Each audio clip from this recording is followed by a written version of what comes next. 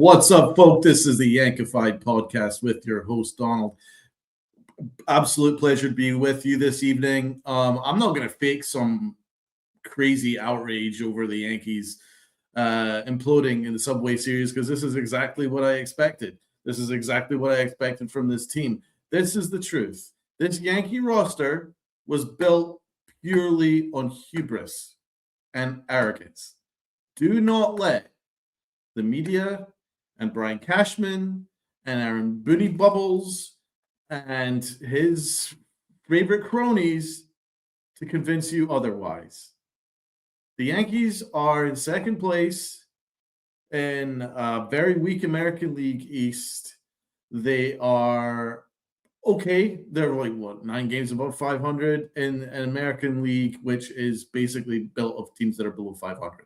I'm not going to get too excited about that. It doesn't really tell the whole picture. This Yankee roster is incredibly flawed. And for $330 million, including tax, which this roster is built on, I would expect better. There are a multitude of flaws with this roster that shouldn't exist with how much this roster has cost. Brian Cashman sat down and in this past winter and tried to gaslight you all that you should be content with this. Why? Why did he look at this roster and think nothing needs to be done here? Because you look at the bottom half of this order, it's a joke. It's a complete joke. This bullpen is fried. His bullpen is completely fried. He doesn't have a bullpen. He went into this season trying to convince you all that this is a world championship roster, and he doesn't have a bullpen. There's not one aspect of this bullpen which is not even remotely acceptable. He did this. He went into this winter thinking, I'm perfectly fine with having 2 lefty catchers. Neither of them can hit. I'm perfectly good with that. He tried to convince y'all that nothing needed to be done here. Even though the Blue Jays completely beat the pants off them last winter and nothing was done. So am I supposed to be shocked that the Yankees got embarrassed by the worst Mets team I've seen since the Wilpon era? Am I supposed to be shocked about this? No, I'm not shocked. That's exactly what I've been telling you guys. This is not a very good Yankee team. It just isn't. They tried to gaslight you about Anthony Volpe. They tried to gaslight you about Austin Wells. And at this point, why believe the hype? There's nothing to be hyped about this team. A lot of this team are a lot of big talkers. And so was I surprised that Aaron Judge and his band of merry men came in rocking personalized Timberlands, thinking that they're the bosses of New York? And that's some corny ass shit. I don't care. Call me what you old man on the lawn. I think it's super corny. Going in with your Timberlands. Who are you? You've won nothing to act like this. Such a spoiled group of entitled Yankees I just cannot get behind. They are incredibly entitled. They are massively entitled. They think their shit doesn't stink. But the reason why they think their shit doesn't stink is because their front office and their manager allows them to behave like this. It's not a likable Yankee team, and for many, many reasons. So let's get started on a couple of aspects here. Brian Cashman spent $22.5 million doubling, tripling, quadrupling down on Trent Grisham. What did Trent Grisham do this Mets series? He was 1 for 14 with 6 strikeouts. But he draws walks. No, he doesn't. He had 0 walks this series. 1 for 14, 6 strikeouts, 0 walks. He was useless. 3 for 29 on the road trip. That's your leadoff hitter, guys. $22.5 million leadoff hitter that's batting $170. I'm the negative one? No. I'm just telling you what my eyes are telling me. He's not a very good leadoff hitter. But he's a complete waste of money at $22.5 million.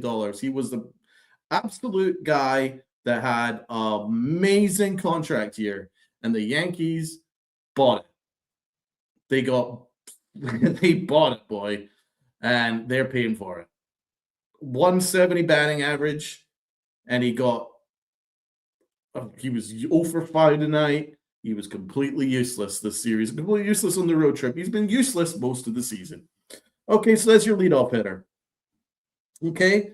Or what about Austin Wells, who's getting like 90% of the catcher at bats? What did he do this series? He was 1 for 10. 3 for 31 with 0 RBIs. That's the streak that he's on. A 3 for 31 streak with 0 RBIs. That's your catcher. What happened to him in a big spot with the game on the line today? Runners on the corners, one. What did he do? Grounds in a double play. He is ass. This is your catcher. He is ass. This is the catcher that Brian Cashman traded all of our catcher depth for, by the way, in order to give Austin Wells the job.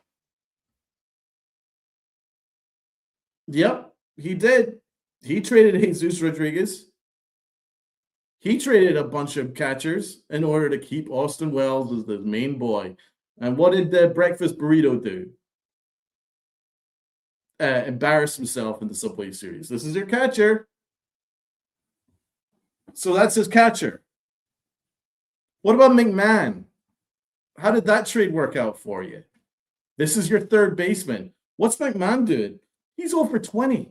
He's on an 0 for 20 streak with 8 strikeouts. This is your third baseman. You see what I'm trying to convince you? What I'm trying to tell you here is that Brian Cashman is trying to sell you a pack of goods. He's trying to sell you a bill of goods, and this is the bill of goods that you're getting. Your leadoff hitter is on a 3 for 29. Your star catcher is on a 3 for 31, Mr. Breakfast Burrito. Ryan McMahon, who he took on $50 million of his contract in multiple years and paid in full, he's 0 for 20 with 8 strikeouts. Right? This is the bill of goods you're getting sold here. Okay. And that's your lineup. Then you got Jazz Chisholm, Mr. 50-50. Jazz Chisholm's head's in the clouds. Jazz Chisholm is the Mendoza line hitter now with a golf swing. He looks like the way he swings the bat looks like he's pitching a sand wedge in the dirt. That's what it looks like. That's his swing. 50-50 my ass. Well, he wants 30. What did he want? 300 mil or something? What did he want in this contract? Whatever it was is insane. He doesn't deserve it. But this was a star, right? This was a star. Well, another bill of goods. You're being sold. Okay? Okay, so then we continue this. Our bullpen. Okay, well, let's look at this bullpen. Jake Bird. Remember Jake Bird?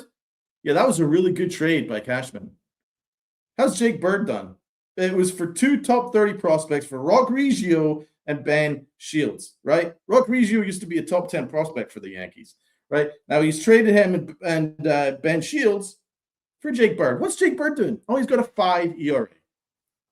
Jake Bird was so bad upon being acquired at the trade deadline that he had to be sent down to AAA. Oh, no, but he's going to fix him. He's going to fix him. Once he gets into that pitching factory, once he gets in that Matt, this is the stuff that I hear from those that buy Cashman's bullshit. Oh, once he gets in a Matt Blake's pitching factory, he's going to come out a star. Well, how's that working for you? He's already been sent down to AAA this year already. Right? He's come back. He's still got a 5 ERA. This guy sucks. Okay. So this was your trade deadline, people. This is your trade deadline because Brian Cashman is a cash god. Brian Cashman is such a genius, right? That his trade deadline, which he has used as an excuse to do absolutely nothing this winter. This past trade deadline, these are the people I'm mentioning. Ryan McMahon, 0 for 20 with 8 strikeouts. Okay, so that was his big acquisition. Okay, what was the second big acquisition? Jake Bird, right? 5 ERA for 2 top 30 prospects, Rodriguez and Ben Shields. Okay, right. What was his third major acquisition? Camilo Doval. Yes, that was a great trade. What did that cost us? That cost us Jesus Rodriguez, who is a major league catcher right now, by the way, people. And he has almost the number of RBIs as Austin Wells does, and about a tenth of the at-bats, and a fraction of the at-bats. He already had 6 hits this past week, Jesus Rodriguez. Okay? So that trade's already a bust, certified bust. What's Camilo Doval's done so far this season? 5.51 ERA. This is your setup man. So both our setup men have 5+ ERAs. This is just not hyperbole. This is facts. This is what I'm getting. This is the facts that you are getting on the Yankified podcast. You just call it the Yankee Facts podcast because these are facts that I'm giving you, right? So all these accounts that are so far up Cashman's ass so that they can get hopefully a look in, or maybe they can get some free tickets and free merch from the Yankees. Fuck that shit because they're lying to you. This is not a very good roster. Okay, so Doval, 5.51 ERA for Jesus Rodriguez. De La Rosa, okay, he's not really done much. Tristan Vreeling is doing fine. He's got a 3 ERA and AA so far for the Giants. So that trade's already a certified bust. Okay, so the McMahon trade's a bust. Doval trade's a bust. Jake Bird trade's a bust. That's 3 busts in this deadline already.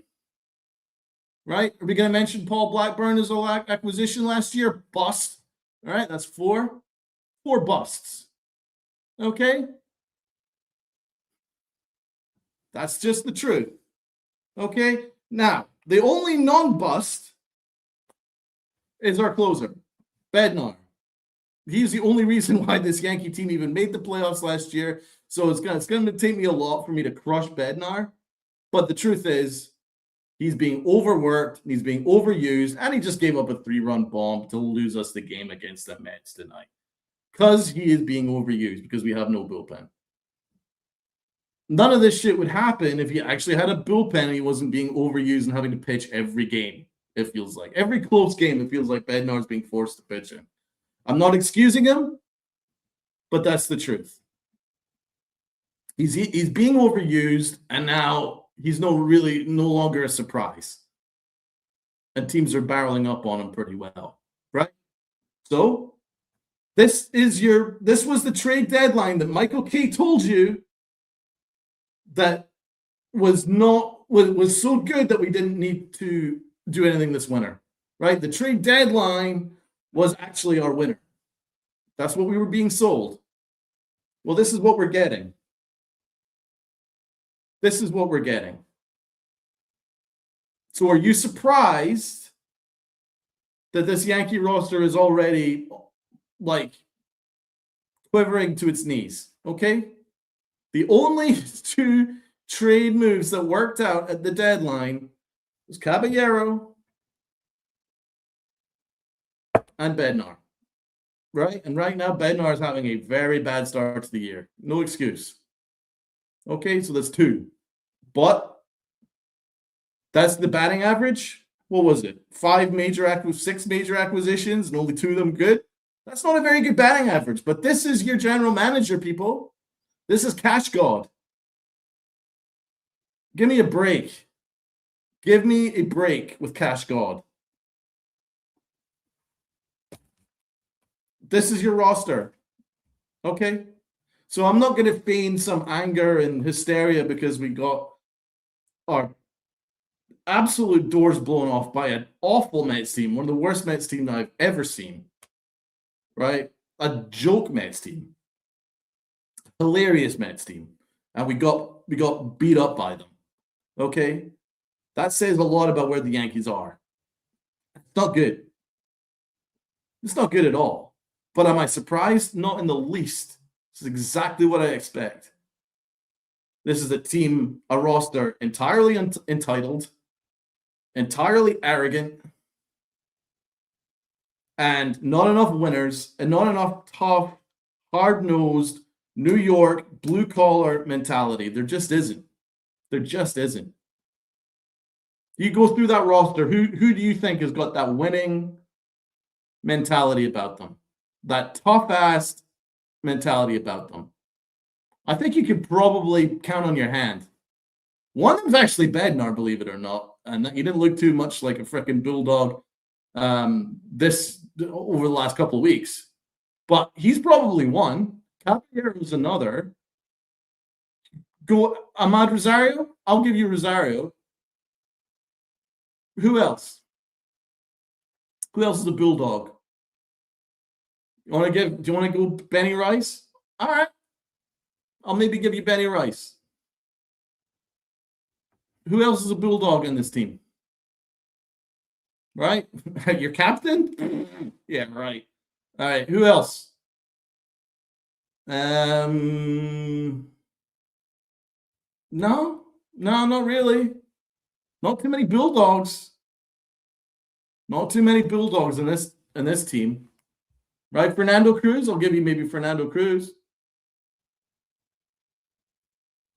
I'm struggling, man. This is a big roster. I'm struggling. I'm struggling to name more than a handful.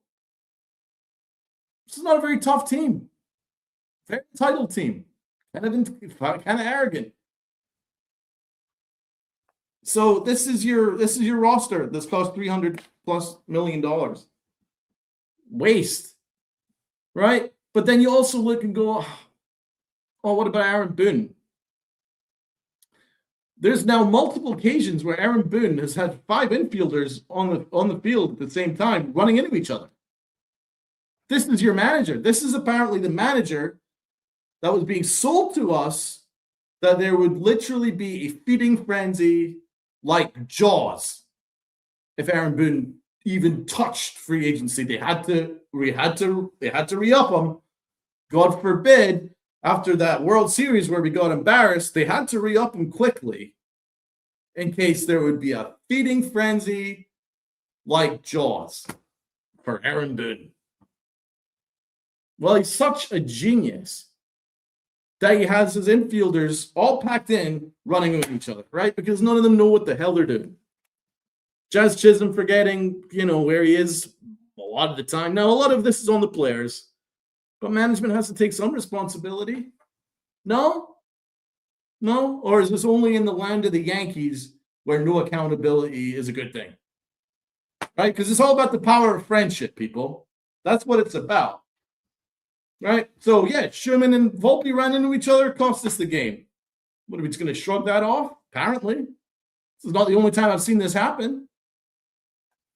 It's already happened a couple times already this season. Right? But I'm just mean. I'm mean about poor old Aaron Boone. Okay, fair enough.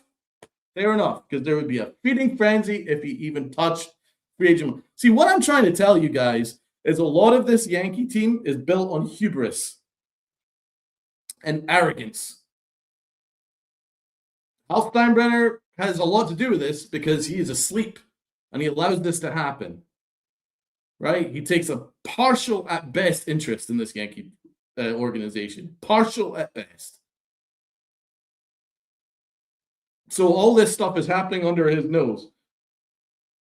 All he cares about is the bottom line and that tourists fill up the building. Right? But this Yankee team are far more interested in how loud the DJ can play his music at the stadium and F the fans because they want it as loud as possible to drown out the apathy. Okay? This is from our captain, right? And then Rodon, who got lit up like a bonfire against the Mets, said the Yankee Stadium's a tourist trap. Right? This is your Yankee team, by the way. Okay, so they're more interested in music. They're more interested in trying to get a third jersey. because that shit matters. We want a dark blue jersey, damn it. This is the kind of stuff that they're interested in. But, like the fundamentals of the game, having a bullpen, oh, fuck that. What are you talking about, Donald? Jesus. So, am I surprised? No.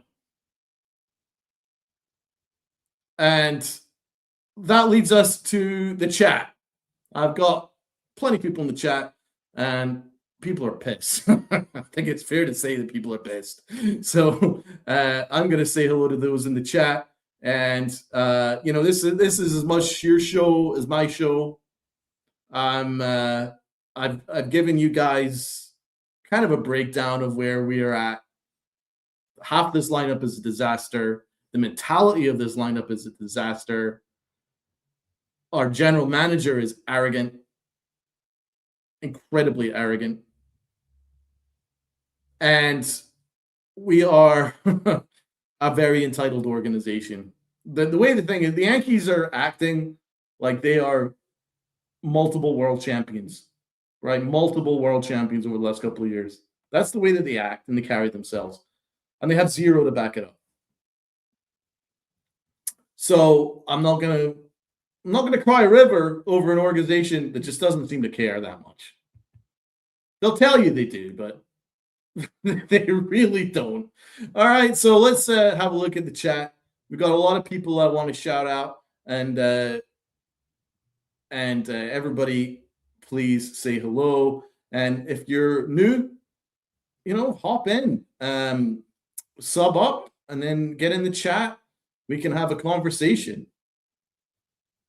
So we got Healing Men's, Rays, and Toronto both won today. I'm telling you, I'm counting out Toronto.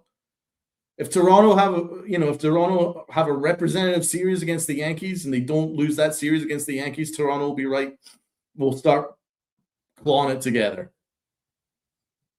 Right? Now the Rays, they look legit, but I don't know yet. But I'll tell you who's not legit. The Yankees. Okay, it's over. Says it's over. Season is a mirage. Time to tank. Now, I won't go as that high because the Yankees never do that. How can this team lose to the lowly Mets? It means we are suckier than the Mets. It means that, yeah, we are. I wouldn't say we're suckier. We're a much better team than the Mets do, but we are not. We're just not locked in enough, and we don't. We're just not a smart baseball team. We're not as good a baseball team as everyone tells us we are.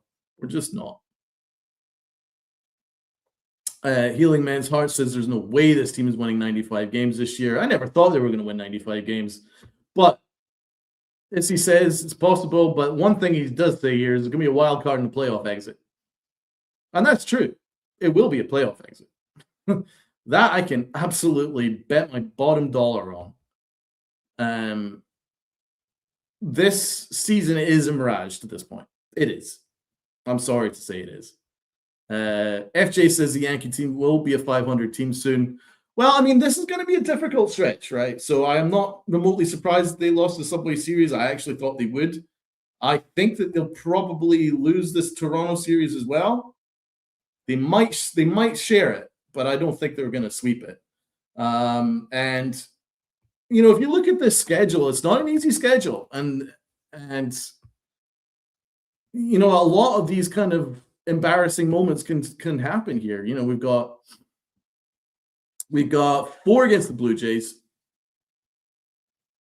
That's not easy, right? Then you got the Rays next. 3 against the Rays. That's 7 difficult games. All right. Now the Royals, I can't predict what the Royals are. I'm not too worried about that. But then the Athletics come along, and they are true to their name. They're pretty athletic. They're young and athletic, and that's the kind of shit that the Yankees hate these days. Right? Then you got Guardians, who are very well managed. Very well managed. Not the greatest roster in the world, but they're very well managed. That's usually kryptonite to the Yankees as well. Then you got the Red Sox. And the Red Sox, the Yankees have taken care of them last couple of series. But it's never an easy series taking on Boston. Never. Then you got the Guardians again. Then you got the Blue Jays again. Then you got the White Sox. Then you got the Reds. Then you got the Tigers. Then you got the Red Sox. Then you got the Tigers. Woo! That takes us to July. Then you got the Twins. We usually take care of the Twins. But then the Rays again. So really, there's not too many let-off series right through to July. There is a very good chance this Yankee team is going to struggle to pull together enough wins to be first in the East by the time we even reach mid-July. I'd be surprised. And even still, even if they are, I'm not convinced. I'm not convinced by this team. You can see this team start to crater a little bit. They're just not very good. And all the flaws are only going to get worse. This is as good as the bullpen's going to look, by the way. I hate to tell you. But between now and the trade deadline, it's only going to get worse because these arms are going to get more and more tired and more overused. And then there's going to be a bigger dossier on these guys. So then other teams are going to be well prepared for when they come out. Because, there's scouts all over baseball. So this is the best this bullpen's going to look. And this bullpen's already on fire. And not in a good way. Like a dumpster fire. On fire.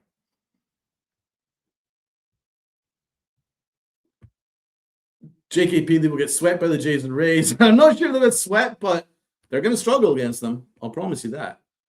I still can't understand why people think our middle-aged pitchers coming back off major surgeries are going to be great. I don't freaking think so. Yeah, I think we need to. I mean, I'm excited for Garrett Cole, and that's a Bulldog. That's one of the only Bulldogs that we have. But this is a guy coming off Tommy John surgery. At his age, I would limit the expectations. I think he'd be back to being Garrett Cole next year. This year, I think you gotta give him grace, at least for a couple of months. He might ramp it up by the time we get to October, though. I would not doubt that because it's Garrett Cole. I'll trust that guy to the moon. That's one guy that I'll always be behind. I love his mentality. I love his work rate. I love that he's a baseball savant. I love that he's a Yankee fan. I love that he's a Bulldog. These are the kind of guys that I get behind, right? You want to know what kind of guys I like? I like guys that are smart, that love this team deeply, and, have a fight about them, right? Garrett Cole personifies that. But he's coming off Tommy John surgery. I mean, come on. At his age, that's asking a lot of the guy. So I think we should limit our expectations there. You're already seeing what Rodon's doing, and he didn't even have Tommy John. He looks like ass right now. And I like Rodon a lot, but he looks terrible right now. It takes time coming back from a long-term injury. It takes a lot of time. You got to be patient. And that's one thing that we're not in a position to be patient. It's over. Boone, aka Care Bear Boone, will say it's all okay. I know he has to say that, to be fair. But I think we know better. Healing Man's Hearts, Keystone Cops. That's what the Yankees are. Issy's liking my rant. Thank you so much, Issy. Love your support. Evan, what we saw today was awful. Andy Carnival is home run or bust. Agree. Absolutely true. What we got here? What we got here? Is that a fish and sheep icon? Fish, sheep. All right. But we have a lot of lames and cornballs in the clubhouse, and I agree. It might not be a popular take because, we're in the social media age, and then everyone gets behind all these kind of Instagram-y things that the Yankees do. I don't. I know it's probably my age, but I just don't buy it. A lot of it is shit. You're right, Issy. Killer Cam. He's a Bulldog. Thank you. Big G when healthy. Yep. When healthy. Christ. And I love Big G. But got Chef Nick in the chat. Love it, Donald. My guy. We need to grab a pint together. Salute to you, Chef Nick. We do. We need to set up a podcast and do a stream. We should definitely do that. As I say, man, just hit me up in the DMs or in the comments where we can chat off air and sort something out. I think that would be a fire stream. Peter, salute to you, Peter. Thank you so much for the comment. Grisham is hitting exactly to the back of his baseball card. Last year was an anomaly. What is that, Michael Scott? Jeff. Thank you. Thank you. That's it. Thank you. That's what I've been saying for like 6 months, 8 months. 8 months I've been saying this. Look at the back of his baseball card. Below Mendoza line, below Mendoza line, below Mendoza line. Has a great year. And now we're back to being below Mendoza line. This is who he is. And we're shocked that he's not playing at a $23.5 million center field level. It's Yankee hubris and arrogance to this organization. They think that their shit doesn't stink. JK is saying you can't blame overuse on this. He threw a pitch right down. I'm not excusing what he did tonight. Not at all. Not excusing him, but I also have to be realistic and say, he was great last year. So why is it that he was great last year and he's awful right now? And the trend is that he's being overused. He's not even really being used as a closer because he's coming in the 8th inning. He's getting 6-out saves. And I'm sorry. Who do we expect this guy to be? He's not Mariano Rivera. I don't know why we're doing this. But I'll tell you why we're doing this. Because the hubris and arrogance of our general manager. He did not put the Yankees in a position to succeed. And that is what he's being paid to do. He did not put us in a position to succeed. It's of no use having an all-star starting rotation, right? Have a bunch of Mercedes-Benz starting rotation, and then a bunch of Ford Pintos in your bullpen at best. It doesn't work. He can't. It's not going to be a success. We have a good starting rotation. They go 6 innings. They look fine. You look like you're up. You hand this bullpen. The bullpen implodes every single time. But I can't blame it all on Bednar. I'm sorry. This is on Cashman. This is on his shitty middle relief. This is on those terrible arms I just read out.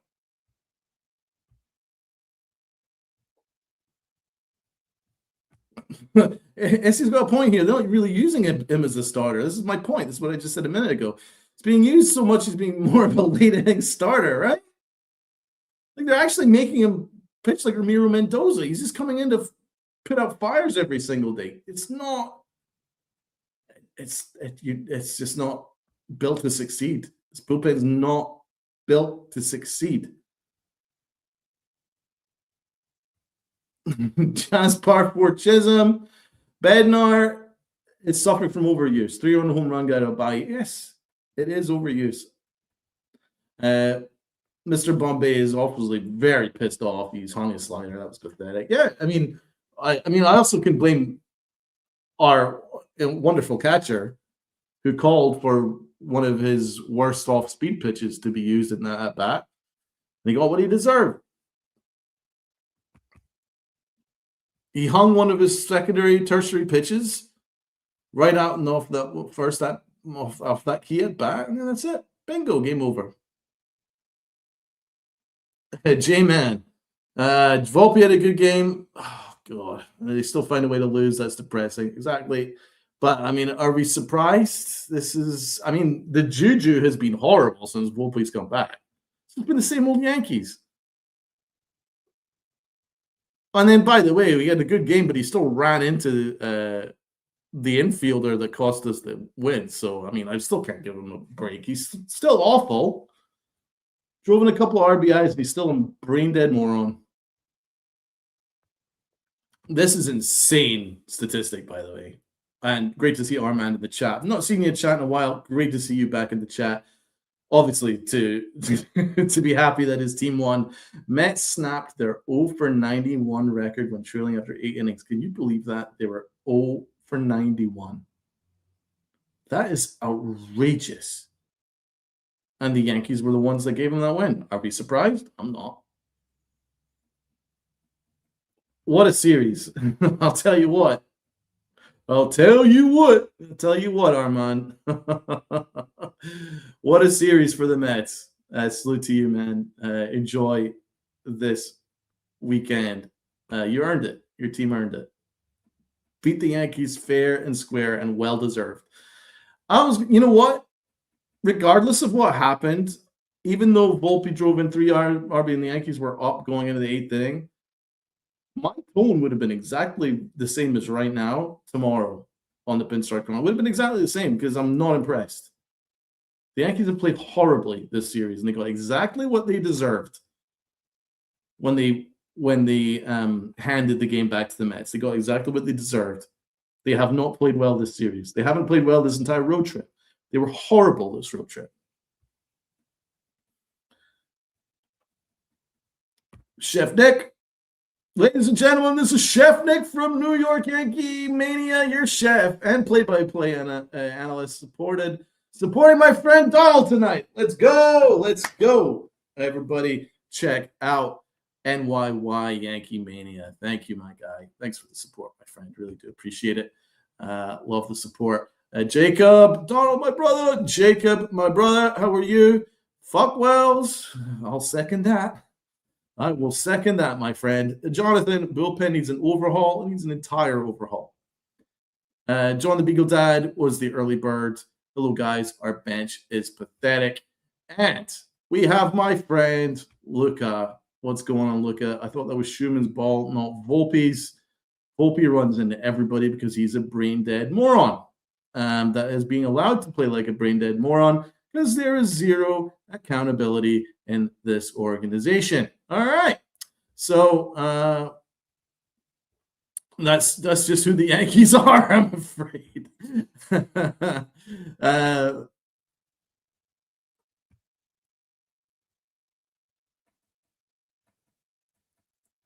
Well, Peter, ex-Yankee fans, Volpe is terrible. When? Jonathan says Tats is going on a rant tomorrow. That'll be interesting. All right, we've got this. Theo Harris, people love to keep blaming Boone, but these are the players he has. This team needs better roster building, plain and simple. Dude, I'm not actually disagreeing with that point, to be fair.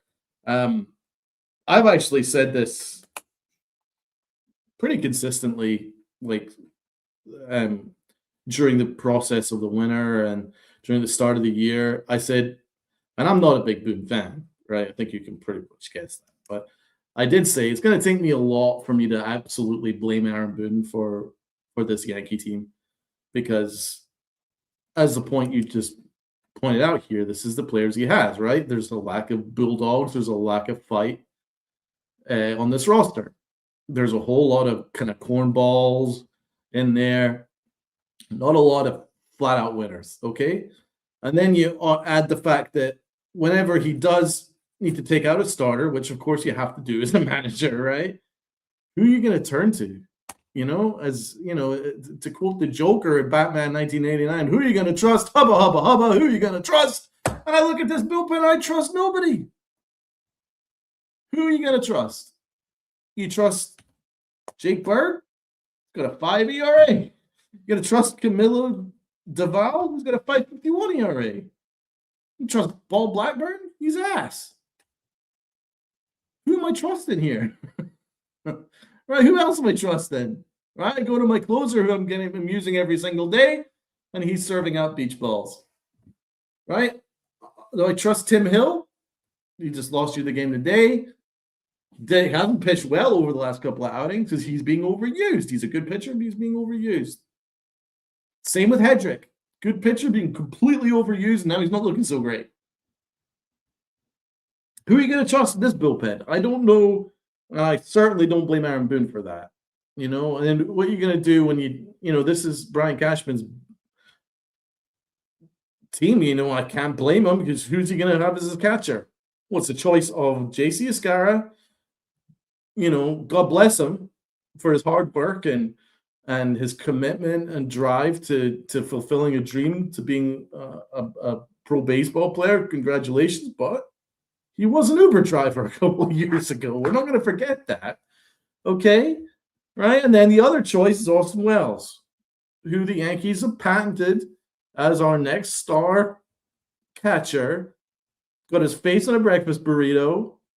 But he's done fuck all to earn all this support that the Yankees give him. He's awful. An absolutely dreadful player, right? And Anthony Volpe was the replacement for Caballero. Caballero gets hurt. That's not Boone's fault. Well, partly it is because he made him come out as a pinch runner. But, you know, the original injury is not his fault. And who are you going to turn to? Anthony Volpe? Horrible. He's just bad juju at this point. So, yeah, I mean, a lot of this is not Boone's fault. But is Boone a particularly great manager? Not by any stretch of the imagination is he a great manager. But he's certainly not. I'm not going to blame him for this season. This season, whatever happens, I'm sorry. This is Brian Cashman's baby. And it stinks. His baby stinks.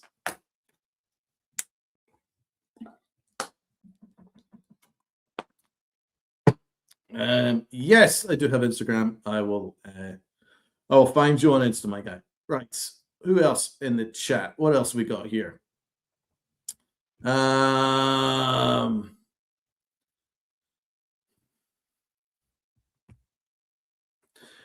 JKP, the only chance this team has is to get a new center fielder, third baseman, and catcher.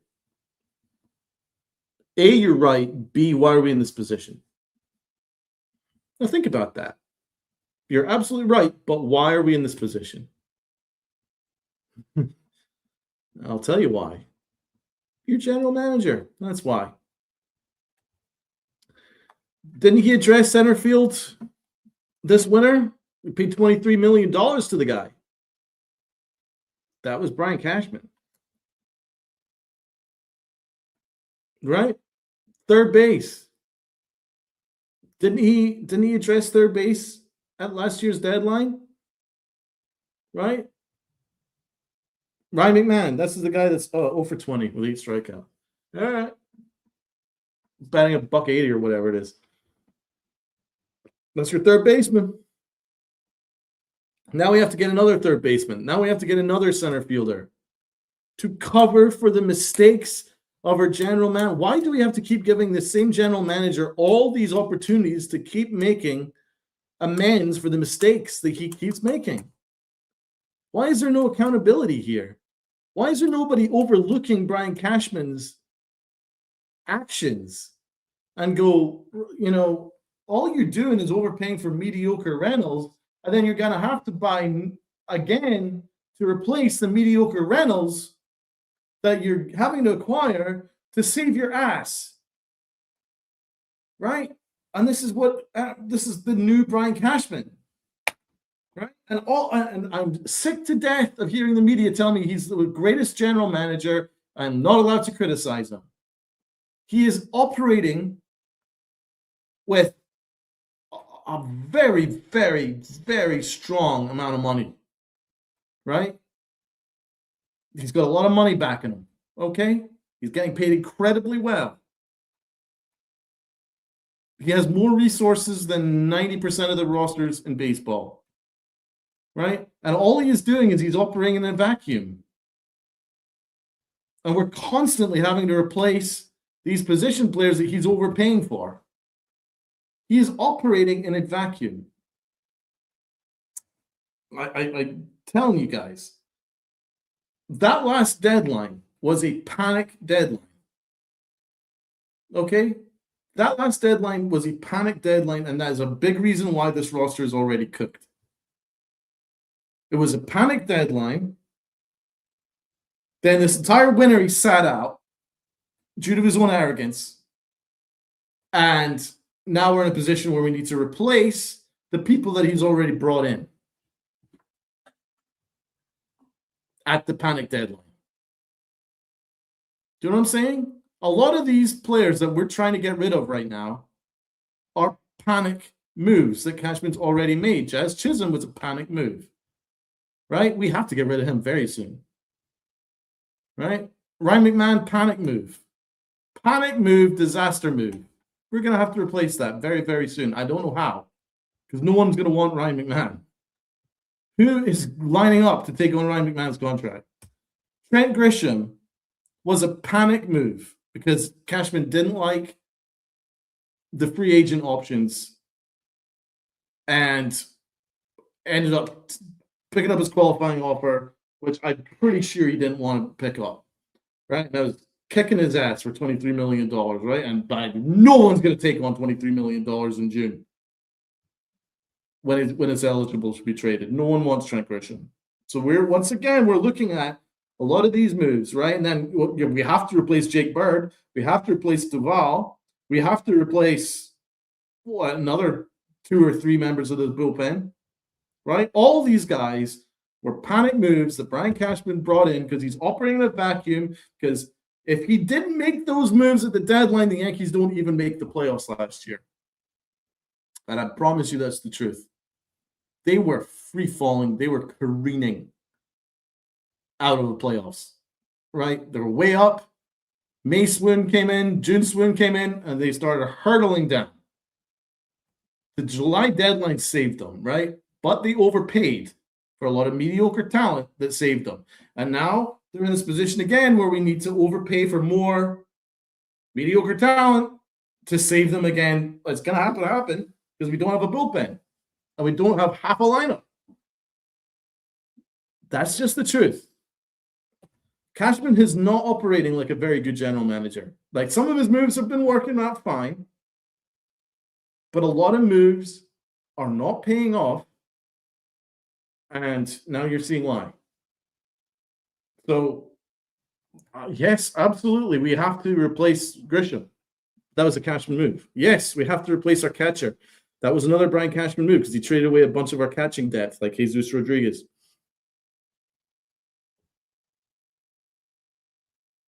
Right? We definitely need another shortstop until, because I love Caballero, but they definitely need some more depth there, right?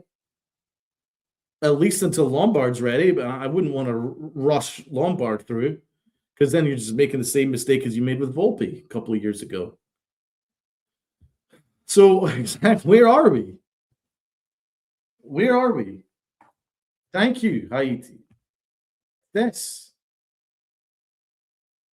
$343 million ought to be better than this. Yes. Yes. Thank you. Don't have a bullpen. Nobody in the bullpen. Half a batting line at best. And there's something wrong with our locker room. The mentality is not good. I've been saying it for years. The mentality in our locker room is wrong, right? And I want to quote a fantastic tweet from the captain's blog. I just came across this at William NYY23. How is this for a tweet?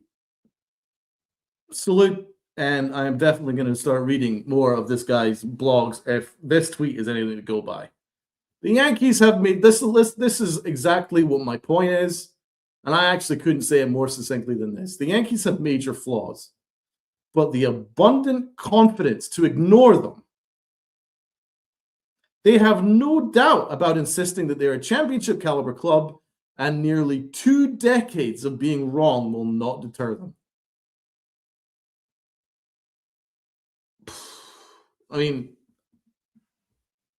Spot on. That's what I'm saying. Like, a lot of Brian Cashman's moves or lack thereof was born of hubris. The Yankees have major flaws, but the abundant confidence to ignore them. And that's the truth, right? Just look at last year when Anthony Volpe was the worst shortstop in baseball. And Aaron Boone, with a straight face, was yelling at Meredith Marakovich, very unprofessionally, by the way, from our manager that's so good with the media. That's the reason why he keeps getting new contracts. Like, basically yelling at her, going, "He is effing elite. He is effing elite." Right? And there's no aspect to Anthony Volpe that is even remotely mediocre, let alone elite. Right? This is the abundant confidence to ignore their flaws. Right? Now you have Austin Wells, who they're patented as their all-star catcher, our fantastic new catcher, right? Austin Wells is, on my last check, he's 3 for 31 with 0 RBIs. 1 for 14 over in the Mets series with 6 strikeouts and 0 walks. Was Trey Grisham as well. I mean, this is awful. This is awful. Complete arrogance. Complete arrogance. So shout out to the captain's blog for saying exactly what I've been saying over the last 45 minutes or whatever, 50 minutes. This is the Yankee team built of complete and utter hubris. And they insist they're a championship caliber club when there's no evidence to suggest they are, considering they haven't won since 2009. And I'm supposed to overlook that. Why? Because it's not convenient for the Yankees? I don't give a shit what's convenient to the Yankees. It's not convenient. The truth isn't convenient to the Yankees these days. So I do recommend checking out the captain's blog. That was a very, very, very profound tweet.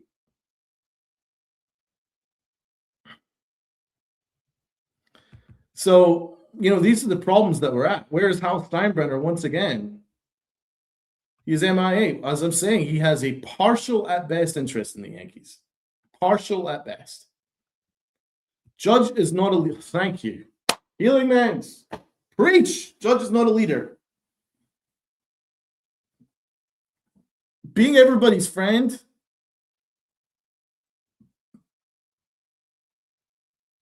does not make a leader. Boone's everybody's friend. Judge is everybody's friend. Doesn't make him a leader.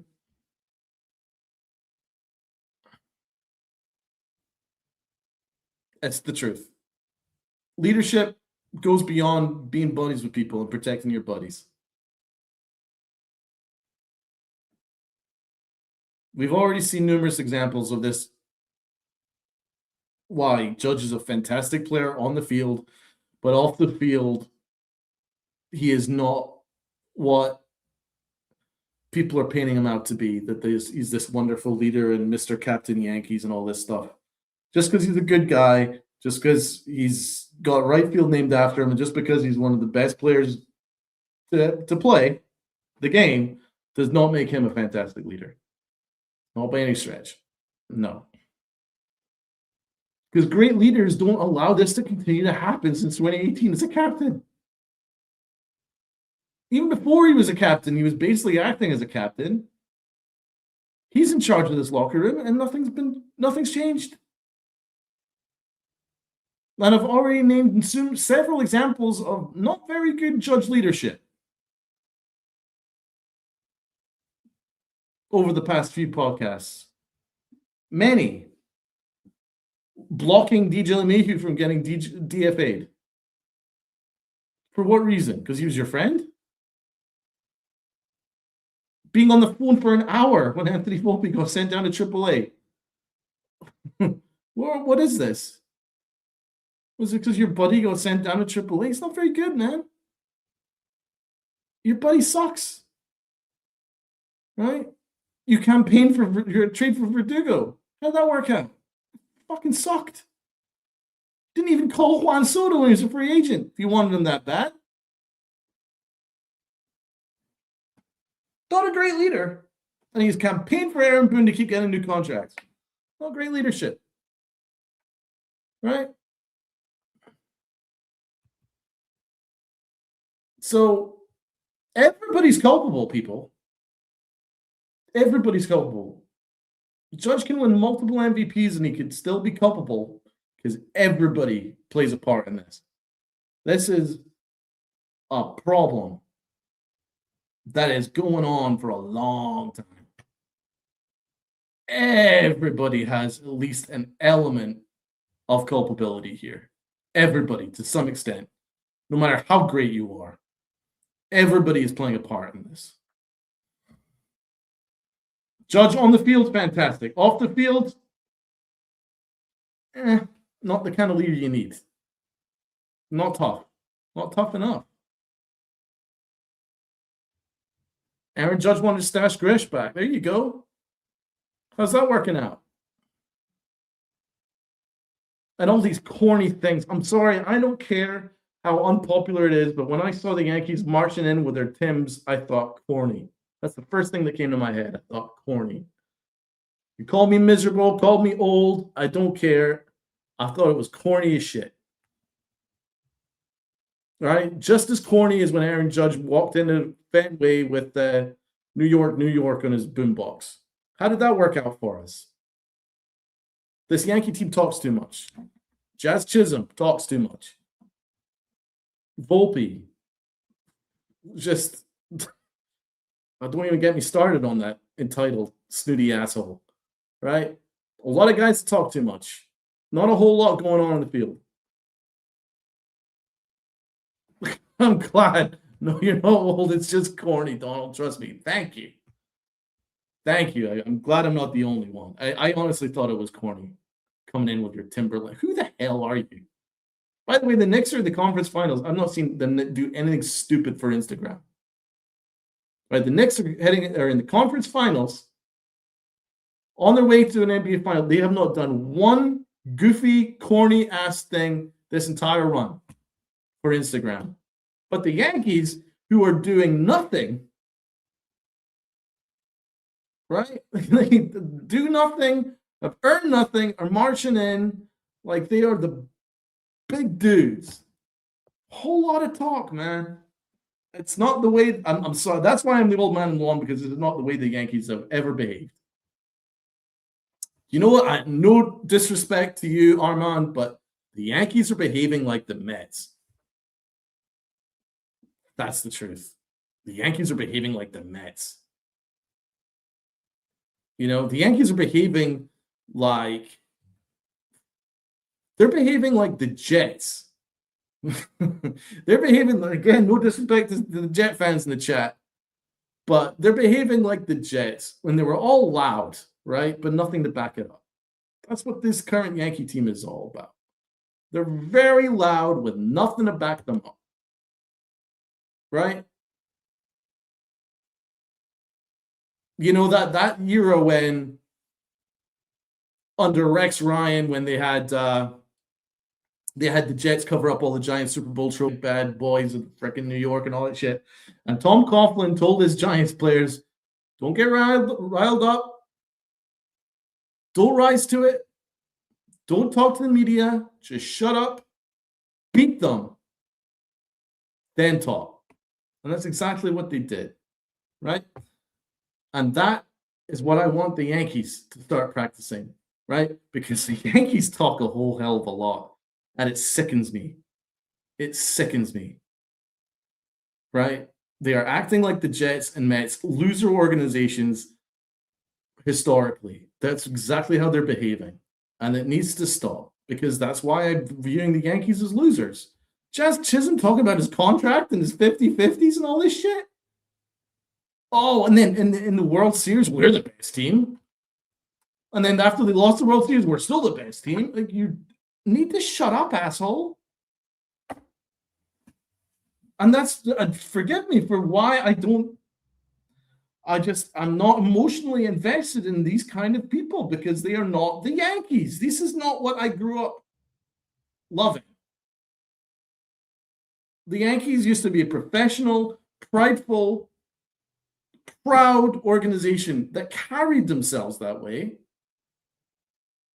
behaved that way, won every single year, and they still didn't rub it in anyone's faces. They just kept winning.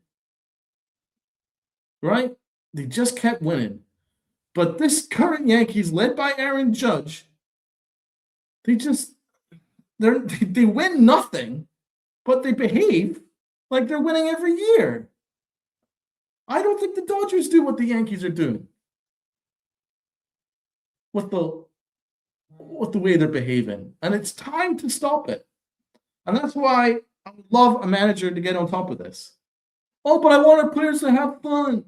It's not the 90s anymore, Donald. Grow up. I don't fucking care. It worked back then. Why can't it work now? Get these guys to shut up. That's what I would love to start with. Throw those Timberlands in the Throw those timberlands in the Hudson. Be just, you know what I'm saying? Just be honest. Just be good people. Just be good, hardworking pros that are trying to win every day. Just honest. I think it would work out better for you.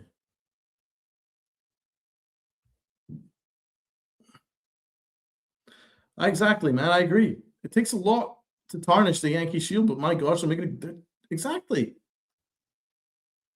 I looked at that I watched that Subway series. No one aspect of that I think, oh, this is the Yankees, baby.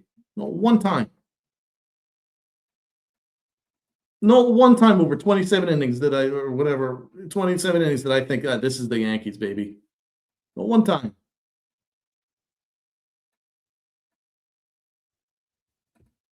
Issy. I love this comment. It got so bad for me, I had to stop watching Yankee Classics. I'm the same. The guy like Matsui had so much pride and honor. And none of these guys have any of that pride and honor. And I don't want to be negative and I don't want to be miserable, but I have to tell you the truth. I can't lie. I just can't lie. There's not a whole lot of pride and honor and pinstripes with this organization right now. A whole lot of arrogance from a lot of different areas, with very few exceptions. Cam Schlittler exception, Ben Rice exception. There's a half dozen exceptions at best. But the vast majority of this roster all have to carry some kind of culpability. Everybody is playing some kind of part. It starts with ownership, but it's partial at best interest. It starts with your general manager, who is making a lot of decisions based on his own ego. A lot. And that's a problem. And no one is overseeing his moves going, dude, you just take on all of Ryan McMahon's contract. This is a horrible looking contract. What are you going to do about that? No one's asking him. Dude, why is 80% of your prospects flaming disasters? Right? Why is that, Brian? Right? Why do you have no catcher depth after having a litany of catchers? What's going on, Brian? Nobody asking these questions. No one. Why is your $23 million center fielder batting 170, Brian? Brian, why do you have no bullpen? Is anybody asking him these questions? Because I would love to ask these questions. I would love to ask these questions. But the Yankees don't want these kind of questions being asked. I joke that it's like the El Yankees era, but honestly, that's kind of the way that they're operating right now, right? Because truthfully, with what the kind of stuff that I've been saying over the last hour, right, about these flaws, right, about having half a batting lineup, having below average catcher, the Anthony Volpe problem, zero bullpen, operating in a vacuum, a lot of the panic moves that he made at the July deadline which was used as an excuse not to do anything over the winter, is now coming back to bite them right now. If I asked Brian Cashman anything to do with that, and even if I said it as professionally as I possibly could, which I would never be allowed to ask that question. My credentials would be taken from me, and I'd be out the door. Because you're not allowed to ask these tough questions. You're just not.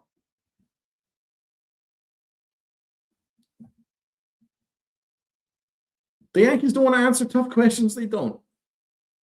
So this is not the Yankees, baby. This is not the Yankees we grew up with.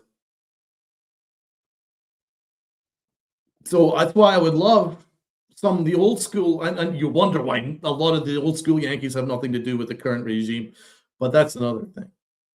But what I would love to do if I was Hal, honestly, I would love to clean house.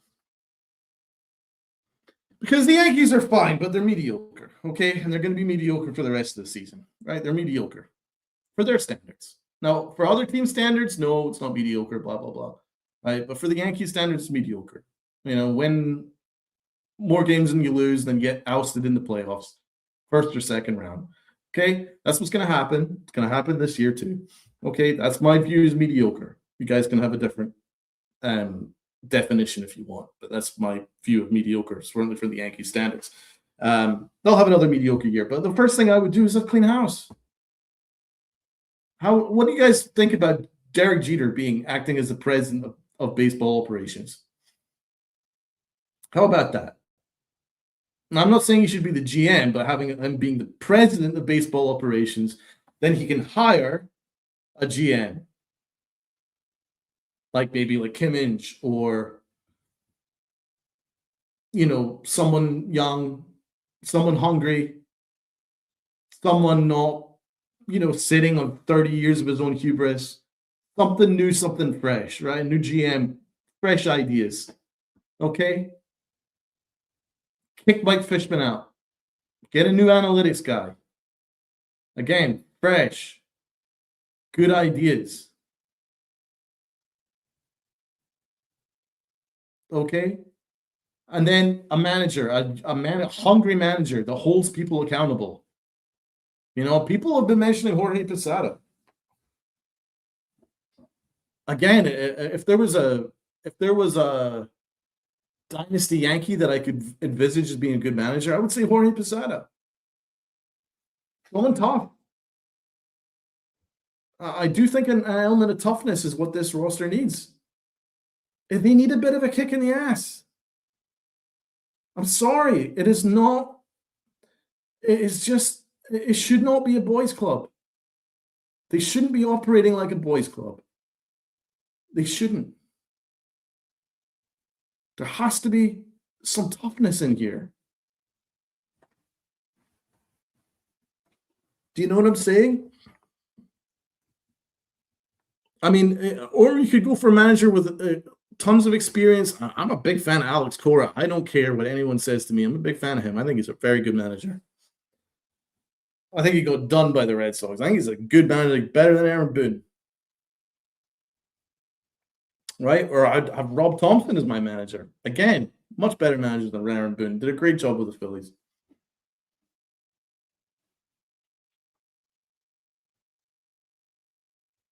You know, Alex Cora Posada would be wonderful as manager. Rob Thompson would be another option.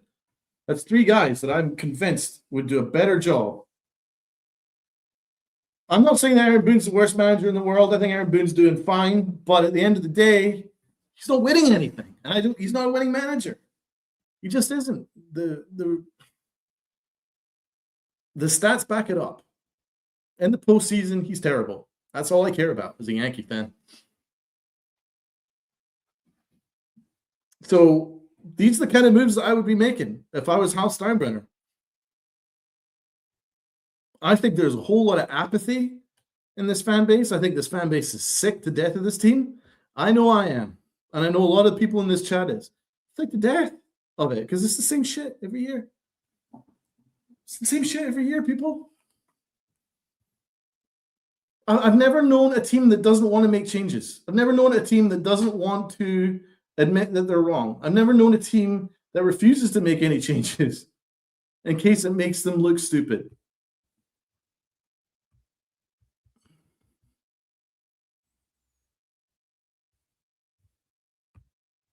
But a lot of this is because of Brian Cashman. So that's where we're at. And I think it's time that we make some major changes, whether now or in the offseason. I don't think it doesn't really matter to me. Something has to change. They went 2-7 on their 9-game trip to Milwaukee, Baltimore, and the Mets. Here's another stat for those that love Aaron Boone. The Yankees haven't won a series at Citi Field since 2018. This is the big, bad Bronx Bombers haven't won a series in Citi Field since Aaron Boone became manager.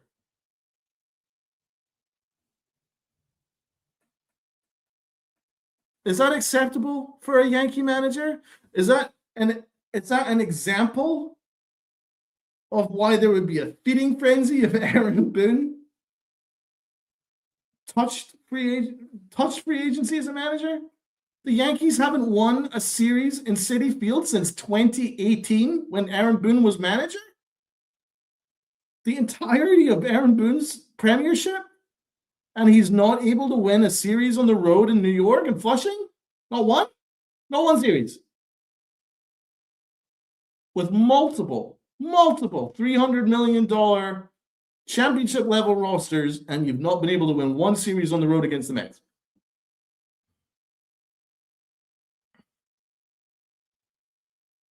Is there anyone that can give me a good reason why that is acceptable? You heard the announcer when the Mets dropped that fly ball yesterday going, "Oh no, Mets," right? So Aaron Boone faces the "oh no, Mets," and he still can't beat them.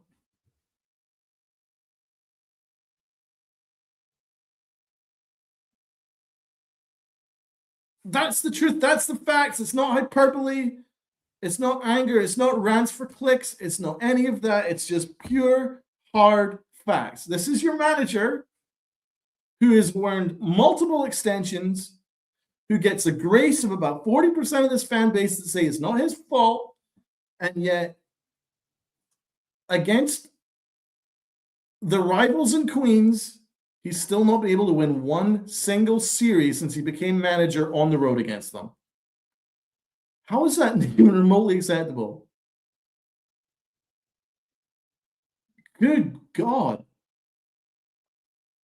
Good God, people. I mean, I don't want to be that if George was alive, guys, but here's something for the younger gen, right? When George was alive, there was 3 series you were never allowed to lose. Whether May, June, July, August, September, or October. It was Tampa. It was the Mets. It was Boston. Woe betide you if you even lost any of those series at any of that point. You better play your ass off in those series. So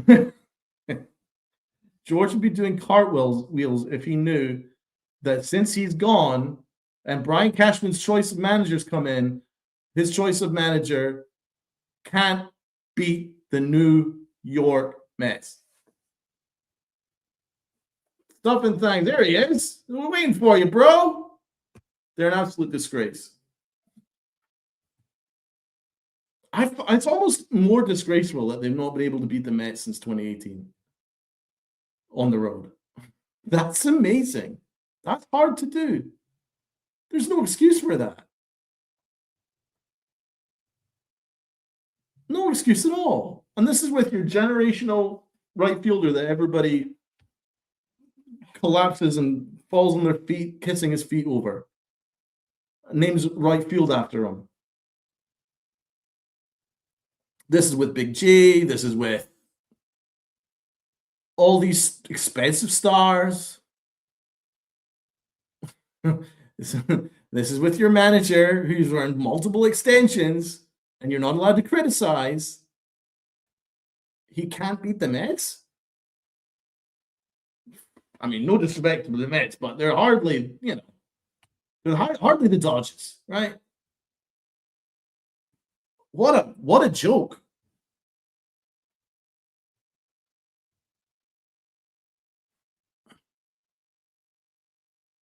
Yeah, that's another example. I mean, the 3 teams you were never allowed to lose to were Tampa, Boston, and the Mets. Well, since Aaron Boone's been in charge, Tampa have regularly handed us our ass. Boston has regularly handed us our ass, and the Mets regularly hand us our ass. So maybe the problem is not everybody else, and maybe the problem is us. Maybe the problem is us, Yankees, the Yankees. That's where the problem really lies. You know? If you excuse losing, you're a loser. And the Yankees have made a whole lot of excuses for their losing. So I can't wait for the next loss where there's going to be another excuse. We've had all kinds of, you could have the excuse bingo card ready. It was the wind.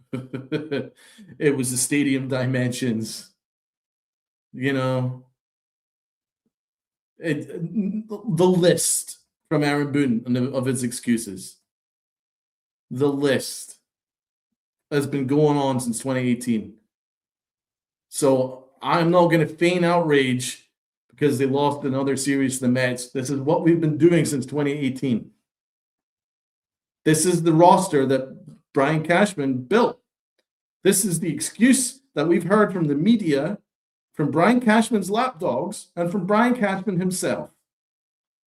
That they didn't need to do anything over the winter because all their winter moves was done in July at the deadline. That's what we got told. That's what we got told. The Yankee announcer, Michael Kay, told us, as a mouthpiece for Brian Cashman, that we didn't need to do anything over the winter because all the heavy lifting was done at the July deadline. So you rewind this podcast to the very start, and I went through our July moves. Jake Bird, 5 ERA. For 2 top 30 prospects. Deval, 5.51 ERA. For Jesus Rodriguez, who's now a major league catcher. Tristan Vreeling, and De La Rosa. How's that working for you? Bust, bust. Ryan McMahon, bust, 0 for 20. Bust, bust, bust. 3 busts. That was all the heavy lifting. Right? Caballero has 1 success. It's good. Thank God.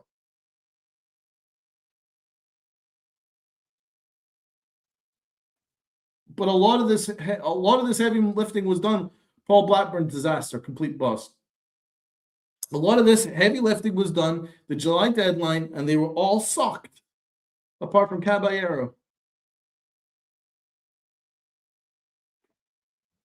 I mean, that's just the facts. That's just the facts. It's not bias. It's not hatred. It's just the facts.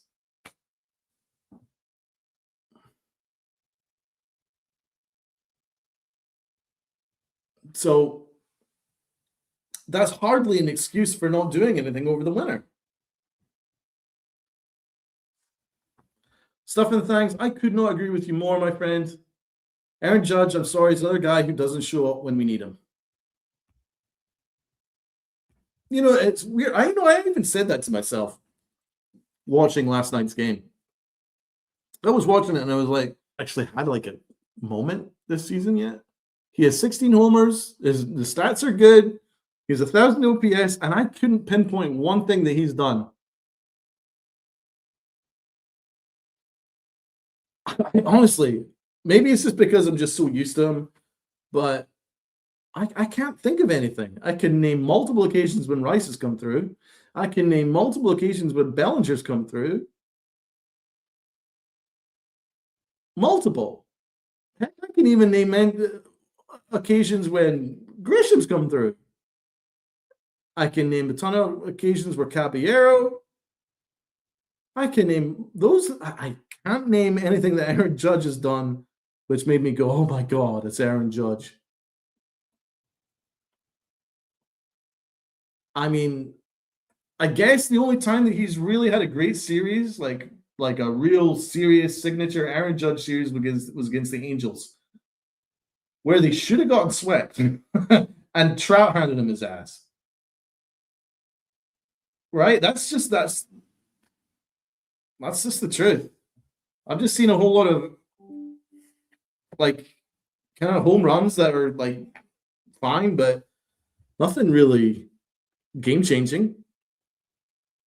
But maybe it's just because maybe it's just because like I'm so familiar with him, and it's like I'm so used to him like putting in all these brilliant numbers that I'm maybe taking it for granted. It's possible that, but I just couldn't name anything clutch that he's done.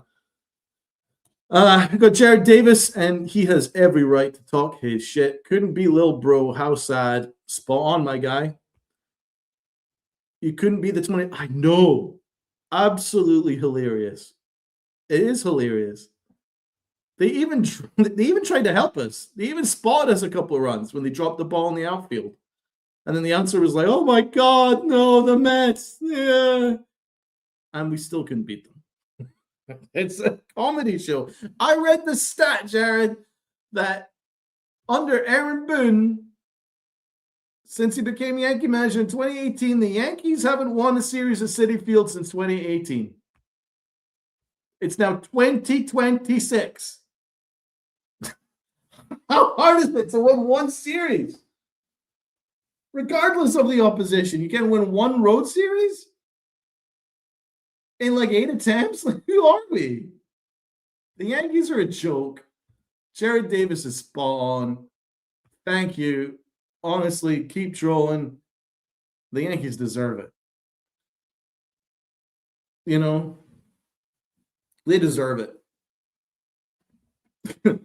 It's embarrassing. People laughing at the Mets. People should be laughing at the Yankees. They're in as bad a spot. They probably will. The Mets are awful.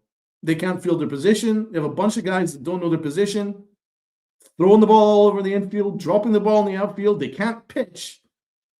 They only have one guy that can hit, Juan Soto, and still the Yankees got their asses handed to them.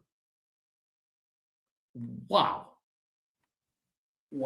That says a whole lot.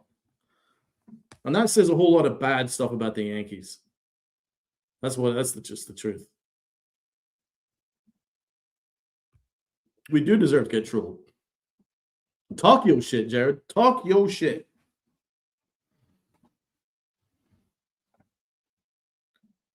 So everybody hit the like button. Including you, Jared. Please hit the like button. I mean, you gotta at least hit the like button and share it out and sub up. There has to be something good we could get out of this series. At least get some increased revenue for the Pinstripe Chronicles and the Yankified podcast. How about that? Thank you, John the Beagle Dad. Let's increase the revenue so at least the Yankees can't make me that miserable. So, what a clown show. What a clown show. And it's not going to get any better. That's the truth. It was nice having Rob back. Hopefully we can get Rob back again soon. He's expressed willingness if he can get the time. All the Yankees is a mediocre roster. Exactly. With some pitching depth. Barely any pitching depth. The hitting is all or nothing. Yep. Dodgers are coming to town in July. Dude, and if you look at our schedule up to July, it's a tough schedule.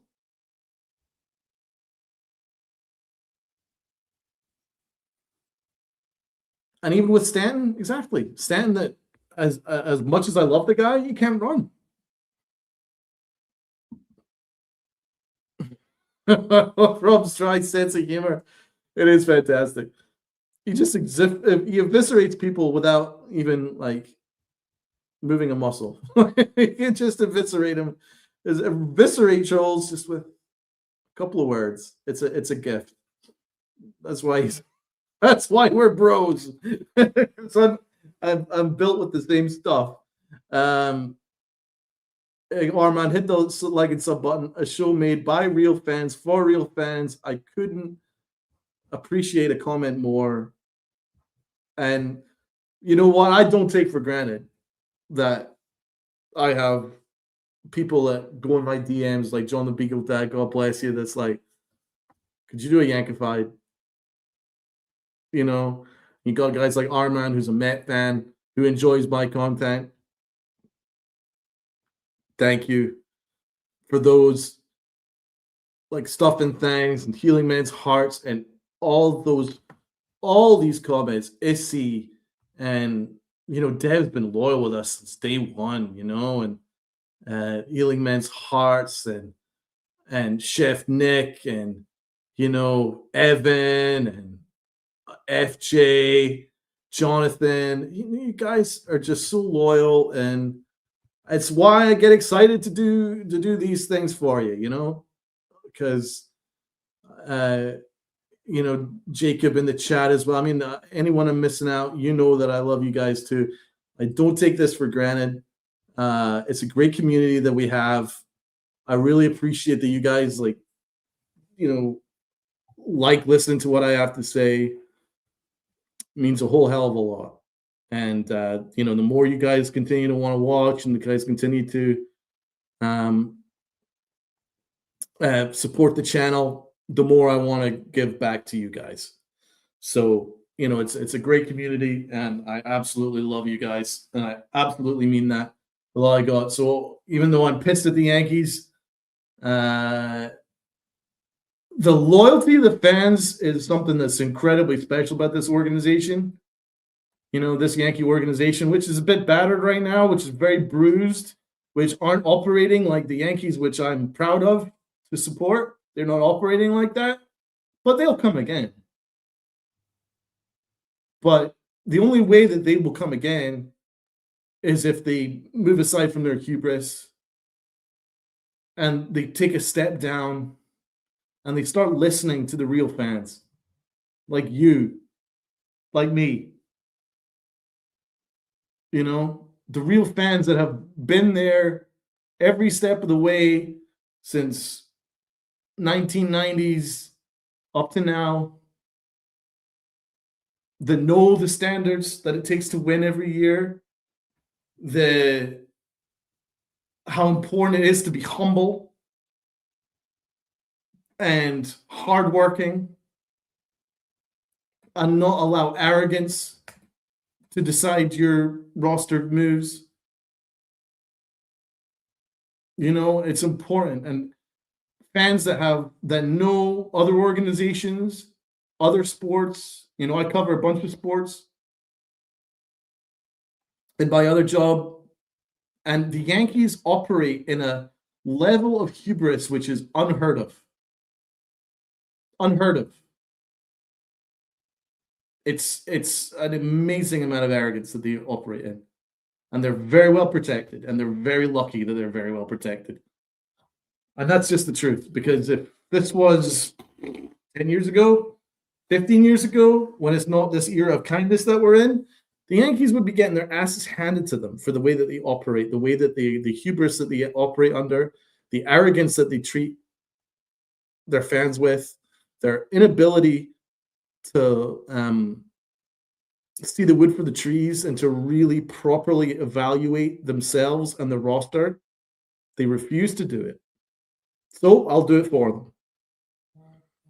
And eventually they will come good. Probably not with this current regime, though. That's why changes need to be made. Thank you, FJ. I love your support too. I like listening to you. I love your willingness to speak the truth. I will always speak the truth. It's a very underrated podcast. Happy to be part of it. Thank you so much. And, with your support and with everybody else's support, it wouldn't be underrated. And then it would, get the support and it really needs. Because we really need the higher ups to listen to this shit. Because this is just the truth. I'm just speaking facts here. I'm not mad. I'm not screaming. I'm not angry. I've done that. I've been there, done that. It's been years of this. I'm just apathetic at this point. I just want something to change. Things need to change. And if it means that I'm old man on the lawn, well, I'll tell you what. God rest his soul. But John Sterling, one of the last words he apparently said to Brian Hoke when Hoke checked in on his health, he said, "Why do the Yankees carry two left-handed catchers?" So this is not just me being old man in the lawn ranting into a microphone. The greatest that ever did it is saying, why are the Yankees carrying two left-handed catchers? That's the truth. The Yankees are operating under a hubris which is unheard of, and it needs to stop. They need some accountability.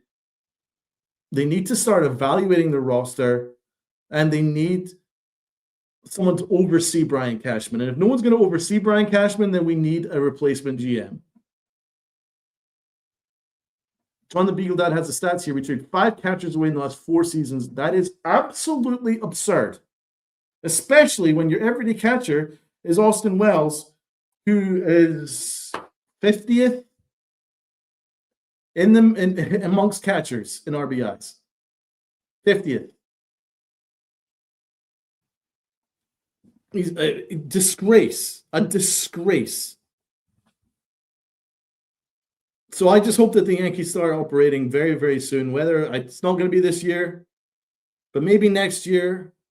Maybe if enough things can remind them and force them into making some changes, that would be great. Because something needs to happen. Something needs to change. Exactly. Brian Cashman, how he used to be so much better acquiring talent years back. What the hell happened? The truth is because they don't self-evaluate, man. That's the truth. They do not self-evaluate. Hal is focused on the bottom line. It's about profit. And it's about risk management. And at the moment, he's looking at it going, right, well, like, what's the benefit of me opening up a $400 million payroll? I'm giving you $340. Am I guaranteed with that extra $60 million, not including tax? That would be like 110% on the dollar. Am I guaranteed a championship with that extra resource? And would anyone blame him for saying no? Because at the end of the day, Brian Cashman's misspending it. Brian Cashman's been given $340 million, including tax, and he's completely misspent it. He's misspent at least half of it, minimum. Probably about 60% of this roster he's misspent. That's crazy.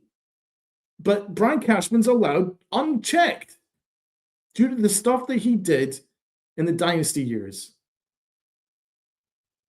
He is allowed unchecked power in this organization because Hal is afraid of him.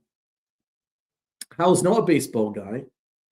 He trusts Brian Cashman like he's a family member, and he's allowed Brian Cashman to make a bunch of unchecked moves which are seriously detrimental to the good of this franchise.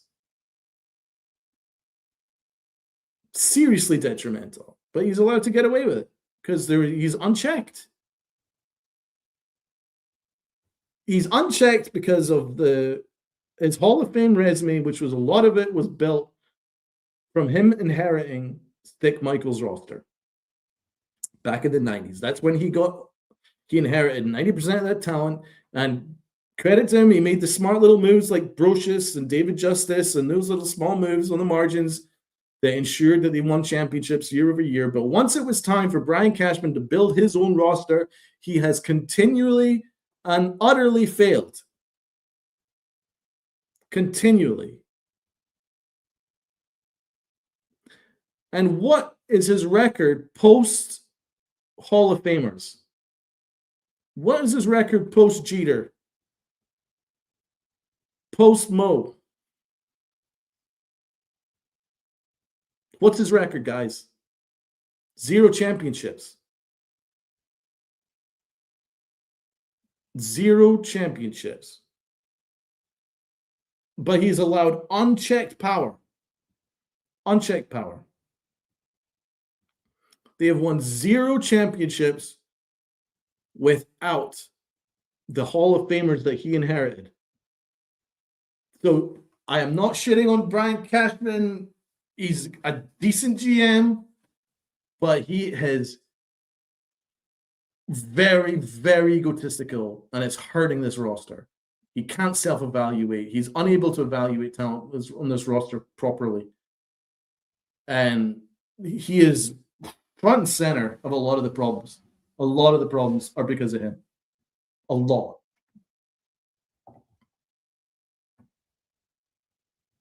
They're living on past success. That's right.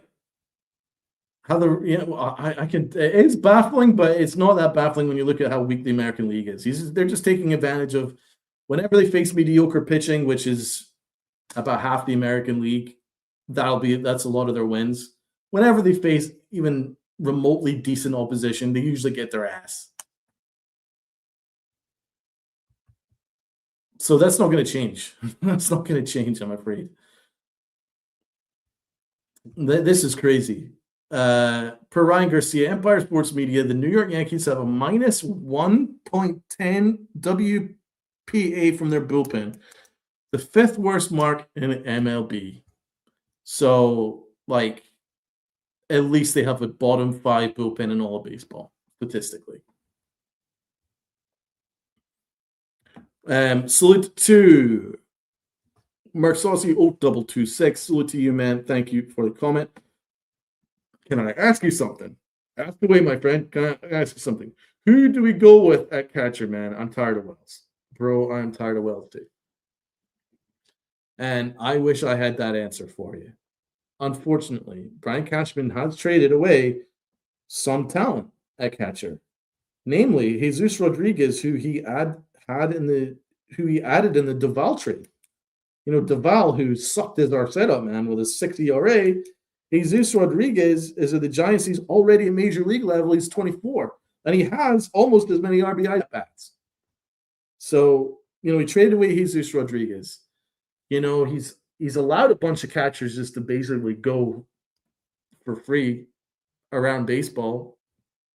He's traded away so much catcher depth. So honestly, I'm not quite sure where they're going to go. I wish I had that answer for you. It's not JC Escara. My answer for you, they have to look outside the organization. But I don't think they're going to be willing to do that, man, because as I say, the Yankees have a lot invested in Austin Wells. Another thing, they love the way that Austin Wells works with his pitchers. So they will defend that to the end.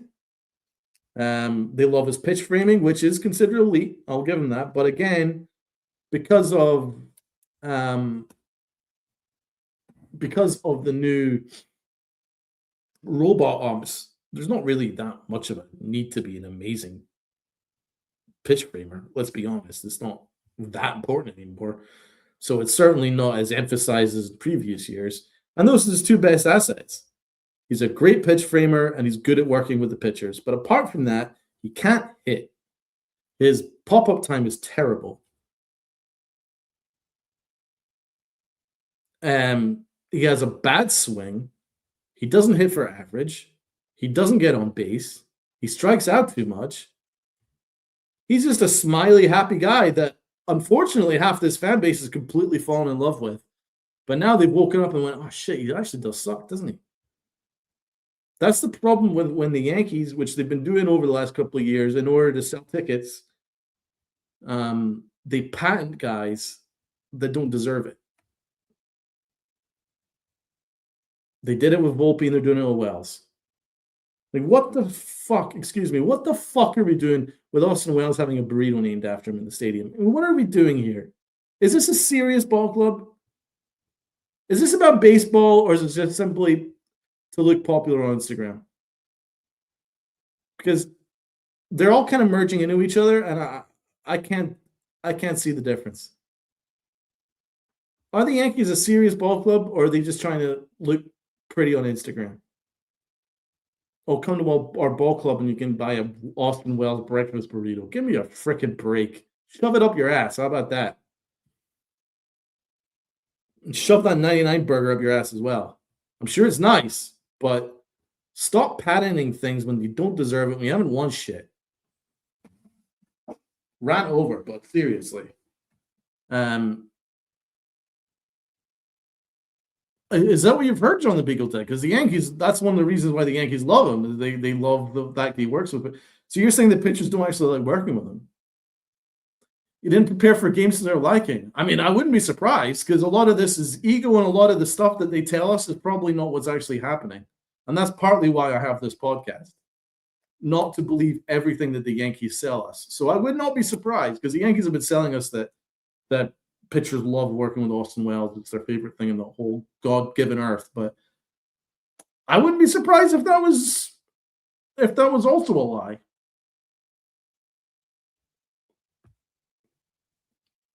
Donald, they're trying to sell stuff at that mall they call baseball. I know.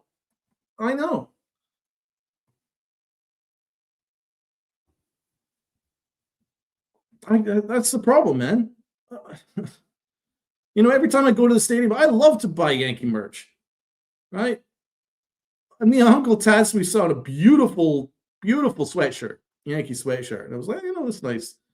This is nice. I don't think I'm going to buy a jersey, so I've got a bunch of jerseys, so I'll buy this sweatshirt.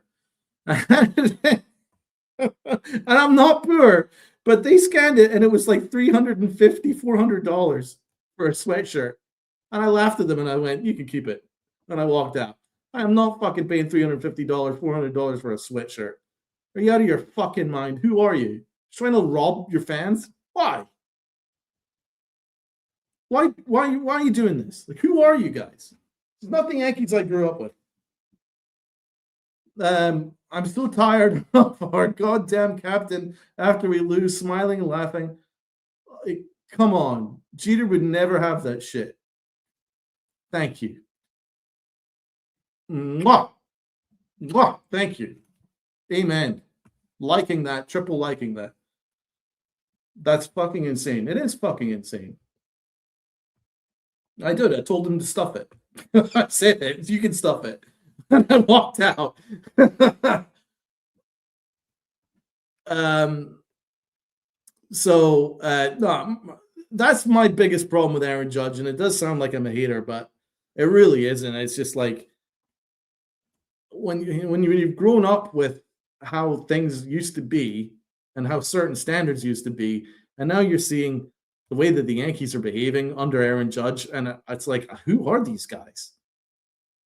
Rocking Timberlands and trying to get the DJ to play music at a level that's just deafening to its even fan base, to even annoy their own fan base, and campaigning for shit that just doesn't matter, like extra jerseys and this, that, and the other. Like, who are you? Like, why was it so bad before? Why is Aaron Judge trying to change everything? As a captain, he's aging like spoiled milk. As a player, I'm not going to criticize him as a player. He's fucking great. But again, I've said this in other Yankee fights. I'm like, why was shit so bad when you came in as captain that you felt you needed to change everything? Were you trying to modernize everything? Why? Why does everything modern have to be better than the standards which won us 27 championships prior to you, bro? Like, Judge, you've won nothing. You've won nothing. You've won some MVPs. I have seen plenty of Yankees win MVPs and not get nearly the power that you have. You are blessed, my friend. You are very blessed that you're growing up in an era where you're given the captaincy for earning nothing but winning some MVPs. A-Rod won a bunch of MVPs, and he is hated by Brian Cashman. Hated. So I'm not seeing anything that Aaron Judge is doing that is so fantastically special that I'm giving you all these changes. All these changes. That's the truth. It's insane. Jeter was a real captain. Now, I'll stand by it. Anyway, I'm going off that topic with that stuff. It's not popular because I know how much people revere Aaron Judge. And it's not that I don't respect Aaron Judge as a player, but the stuff that he does as captain really annoys me. Just focus on playing, man, and be tougher. Why are you so happy after they lose? Jesus. Be pissed, please. That would be nice. Be pissed. I would love to see that. So, yeah, but this is just who the Yankees are now, and it's really tough. It just, as I say, everybody has an element of culpability here. Whether it's the general manager, the owner, the manager, the captain, the catcher, half the entirety of this bullpen. That like everybody is culpable to some extent. The analytics guy, our hitting approach, our approach to runners in scoring position is a disgrace. They leave a smaller village on the base paths every single night.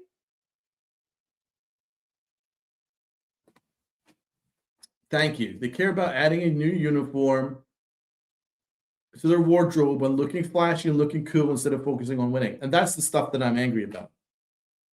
Like, none of this shit matters. Like having personalized Timberlands, having a new navy blue uniform, facial hair. None of it matters. The DJ music, none of it matters. And if that makes me old, I don't give a shit. It's truth. It's the truth. None of that matters. None of it matters. But under Aaron Judge and this locker room, it's everything. Do you guys even like being Yankees? Like, it's the truth. Do you guys like being the Yankees? Because it says to me you guys really don't like being the Yankees that much because you want to be like everybody else.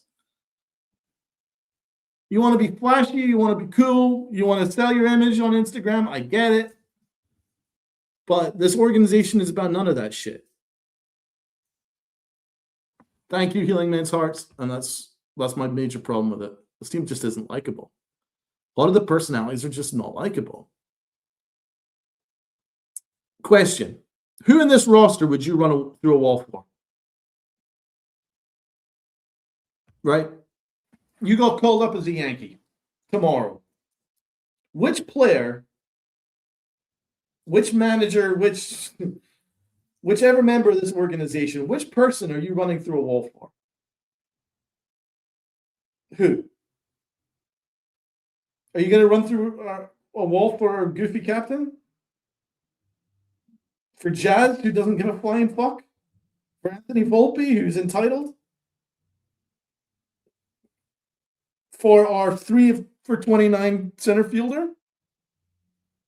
Our 3 for 31 catcher? Our 0 for 20 third baseman? Who are you running through a wall for? About Cam Schlittler and Ben Rice. That's about it. Big G. I'd run through a wall for Big G. But who else am I running through a wall for? Aaron Boone?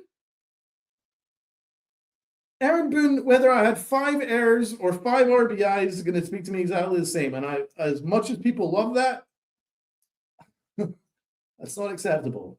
You have to have a tougher manager. He seems like a lovely guy that I would love to watch a ball game with, but just not as my manager. I'm sorry. Not as the Yankee manager. Maybe a manager of the Royals, great. But there's different standards here. So the Yankees are determined to be like everybody else. Well, congratulations, guys. You're succeeding. You're officially like everybody else. Who am I running through a wall for? Brian Cashman? the general manager who went on WFAN to boast about how he gave Derek Jeter a phone call to yell him out because Derek Jeter said this roster isn't very good and that Brian Cashman controls a lot of the shit that goes on behind the scenes.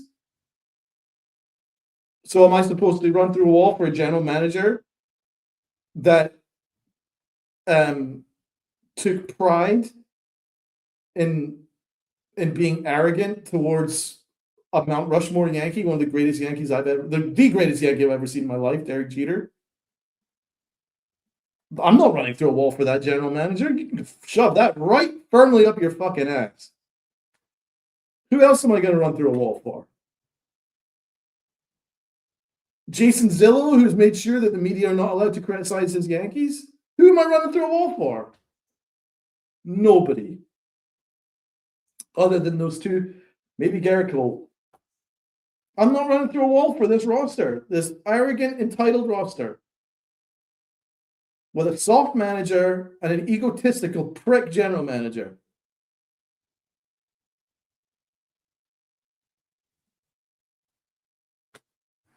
And that's the problem. And that's why there's not a lot of standards in this Yankees organization anymore. Yeah, they play like they behave like a small. They want to be like everybody else, and they are succeeding. They have succeeded.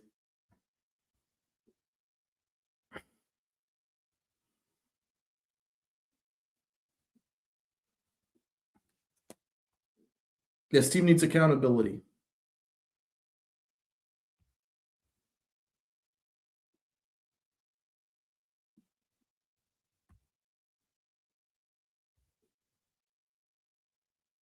Without it, they're not going to win any championships. Without any, yes. That's why I'm asking for them to be humble and for them to be tough and have heart and remind people why they fell in love with this Yankee team in the first place. But as currently constituted, they just want to be like everybody else. And they're succeeding because now they are just like everybody else, a mediocre ball club. They're a mediocre ball club that is being puffed up because the rest of the American League stinks. That's the truth. That's the truth. And that is my rant for today over. And I think there was a lot of facts. Yes, clutch hitting was exactly. And a lot of it was to enhance my point. Before, the Yankees would run through a wall for Derek Jeter, for Jorge Posada, for Joe Torre. They wanted to play for Joe Torre. They loved Joe Torre. They respected him. They treated him like a kind of a grandfather / godfather, but they respected the shit out of him. Revered him. For Mel Stottlemyre, that's a good point, John, the Beagle Dad. Mel Stottlemyre. For Willie Randolph.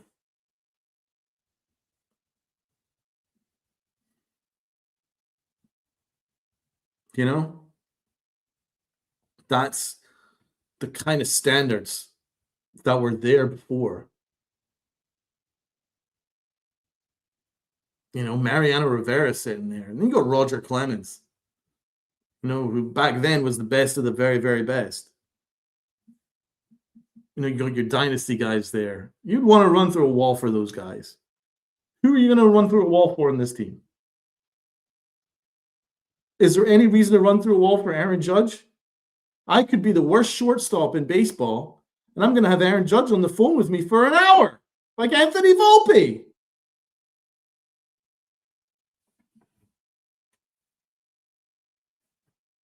Tells you about the standards of this organization.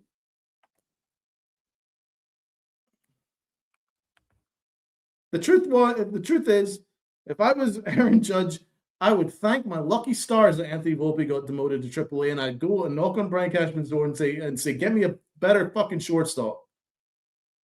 I can't win with this team. But no, Aaron Judge is friends with everybody.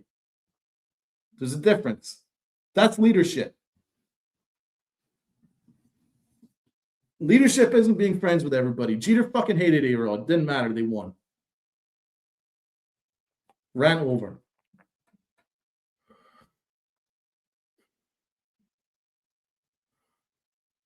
Jeter knew that A-Rod was the best fucking player in baseball, so they put aside their personal differences and they went out and won. That's what it's about. But Aaron Judge just wants to be buddies with shit players and campaign for them, like Verdugo and Grisham, etc., etc., etc., Anthony Volpe. Enough.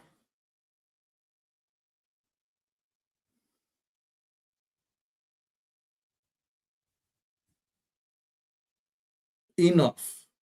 I've had it. And that's why Aaron Judge is just as culpable as everybody else. In different ways. He might be the greatest right-handed hitter you've ever seen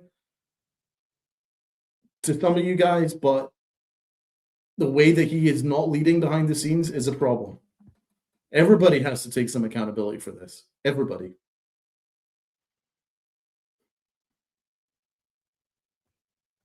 You really, yes, because of Hashman's ego and hubris, he almost didn't re-sign Derek Jeter. It tells you everything about who this general manager is. He is a scumbag. Arrogant. Deeply arrogant. So I want you guys to think about that stuff. And while you do that, please share it out. Hit the sub button, and you will see me on the next Yankified. And I'm sure there'll be more things to talk about, more things to break down. But I do appreciate that everybody that watched. Everybody have a great Sunday. Much love, and I'll see you next time. Go Yankees. Peace.